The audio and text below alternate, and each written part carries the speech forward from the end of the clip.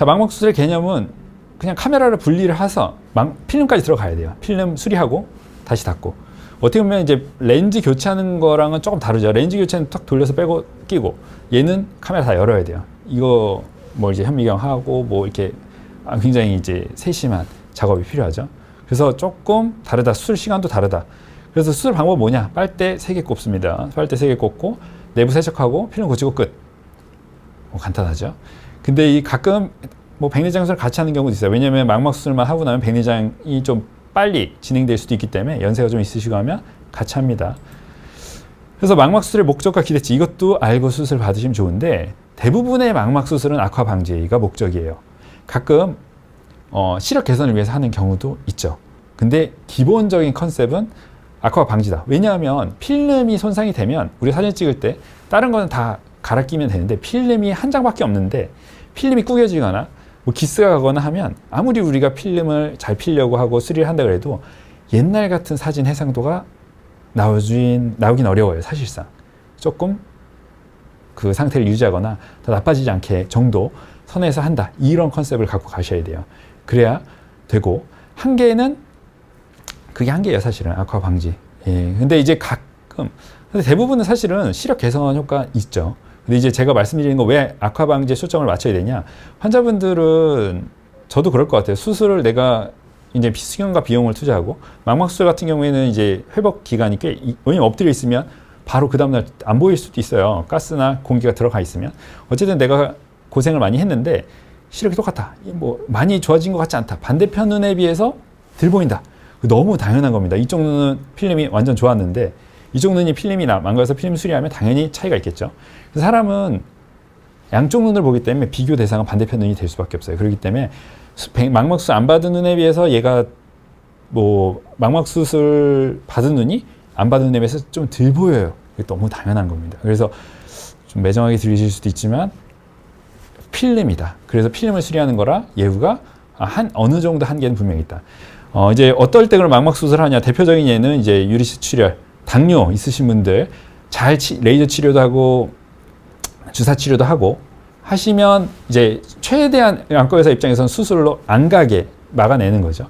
이제 수술이 생길 수 있어요. 눈 안에 피가, 내부가 혼탁해지는 거죠. 그러면 이제 빨대 3개 꽂아서 씻어내고 망막 정리하고 나오는, 이게 망막 수술이라고 보시면 돼요.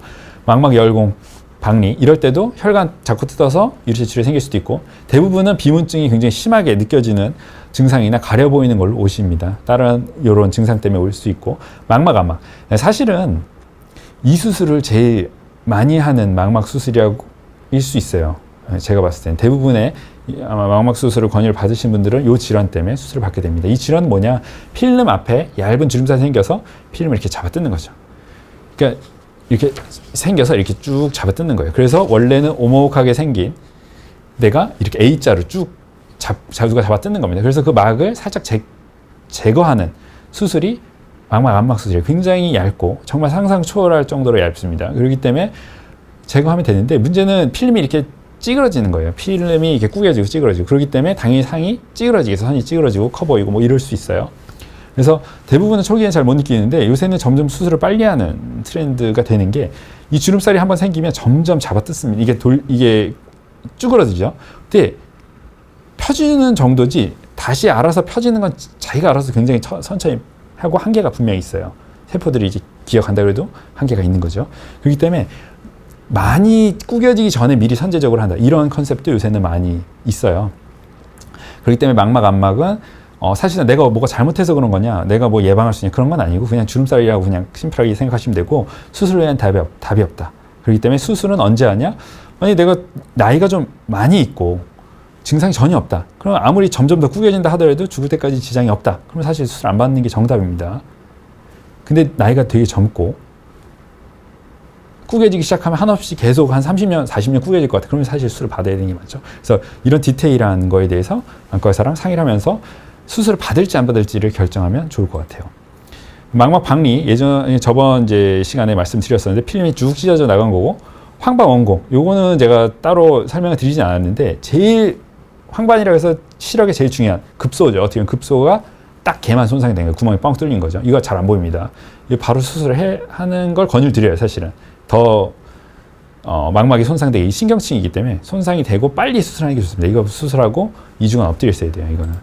그래서 누구는 망막 수술하고 누구는 안 엎드렸었는데 누구는 엎드렸었대요.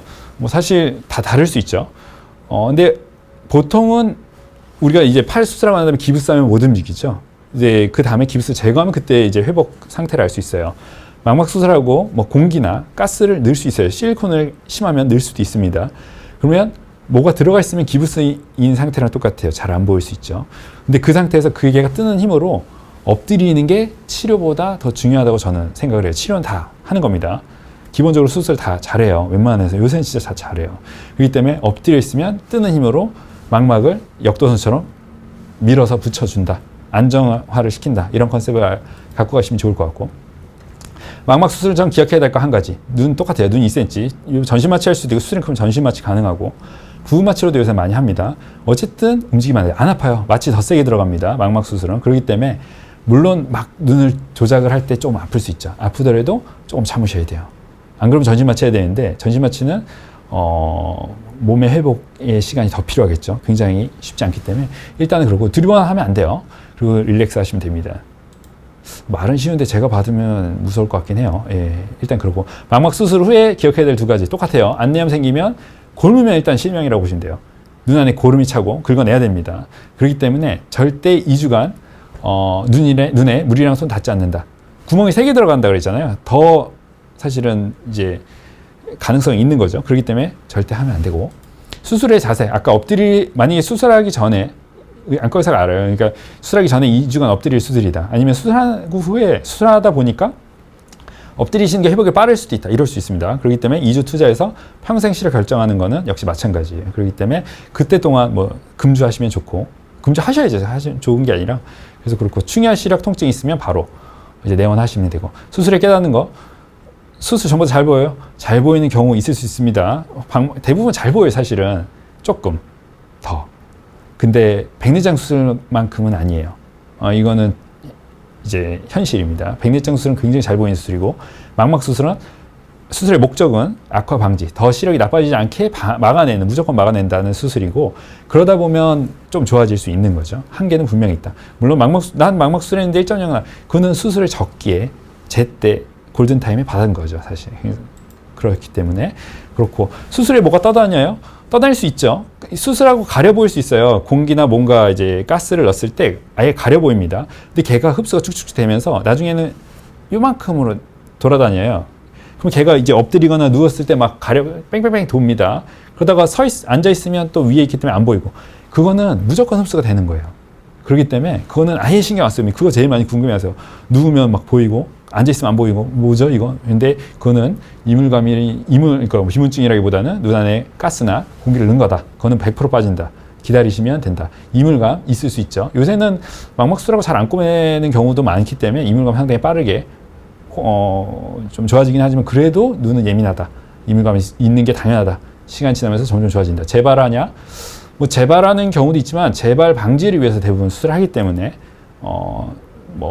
백내장 망막 역시 재발 안 되는데 당뇨는 재발할 수 있어요. 당뇨는 그래서 무서운 질환입니다. 역시 이전 강의를 조금 참조해 주시면 굉장히 쉽게 설명했으니까 하시고, 그래서 결국에 나온 얘기는 그런 말씀을 좀 하실 수 있어요. 이럴 줄 알았으면 안과 수술, 망막 수술을 크게 받은 경우에는 좀 진작에 안과 검진을 받고 제때 수술했으면 시력이 더 좋았지 않았을까. 뭐 그럴 수 있습니다. 그렇기 때문에 40, 50대 지나가실 때 안과 들려서 꼭 2가지 검사, 광각 안저 촬영, 산동 검사, 요거 하나 하시고 OCT 하나 하시면 내 눈이 어느 정도였는지 한번 체크하고, 그 다음에 뭐 잊고 살던 아니면 뭐 4, 5년 있다 하던 그거는 일단 한 번 정도는 체크하시고 가시면 돼요. 특히 고도근시.